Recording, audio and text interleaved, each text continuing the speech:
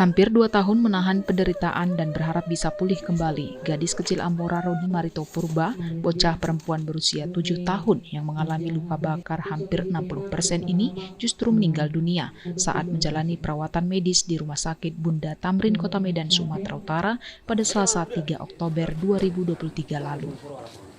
Setelah dinyatakan meninggal dunia, kini jasad Amora terbaring kaku di rumah duka di Hutasi Pinggan, Nagori 3 Bolon, Kecamatan Sidamani, Kabupaten Simalungun, Sumatera Utara.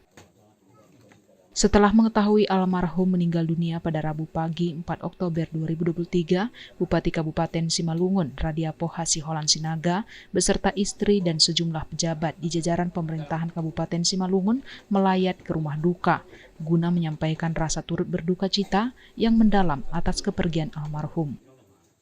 Selanjutnya, saat mendengarkan adanya dugaan kelalaian petugas medis saat menangani pengobatan almarhum, Radiapoh menyampaikan bahwa pemerintah Kabupaten Simalungun akan mencari kebenaran hal tersebut.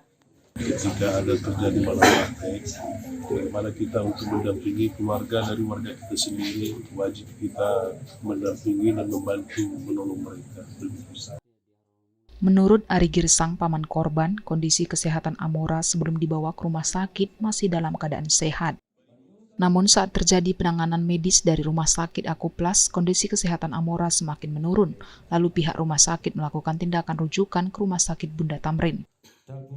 Namun belum sempat dilakukan penanganan, nyawa Amora sudah tidak dapat diselamatkan. Paman korban menduga ada kelalaian dari petugas medis yang mengakibatkan keponakannya meninggal dunia. Usai proses pemakaman jasad Amora, pihaknya akan melayangkan gugatan dan akan melaporkan kasus yang menimpa almarhum kepada aparat penegak hukum.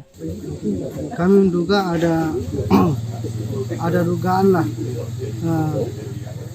malpraktek dan ada dugaan kelalaian dari pihak petugas medis. Sementara itu, Kadis Kesehatan Kabupaten Simalungun mengatakan sebelum meninggal dunia, Amora akan menjalani operasi tahap ketiga. Pemerintah Kabupaten Simalungun telah berupaya untuk proses penyembuhan Amora hingga akhirnya Amora dinyatakan meninggal dunia. Kami dari Dinas Kesehatan yang untuk tahap 3 masih keluarga daripada si Amora. Jadi yang pergi langsung hari Minggu tepatnya. Jadi kami hanya informasi tidak sempat mendampingi karena mereka langsung ke Medan. Biasanya kami itu dampingi tetap untuk ke operasi. Dan minimal komunikasi dengan rumah sakit. Hingga saat ini belum ada konfirmasi resmi dari pihak rumah sakit terkait dengan adanya dugaan malpraktik atau kelalaian petugas medis terkait dengan kematian almarhum Amora.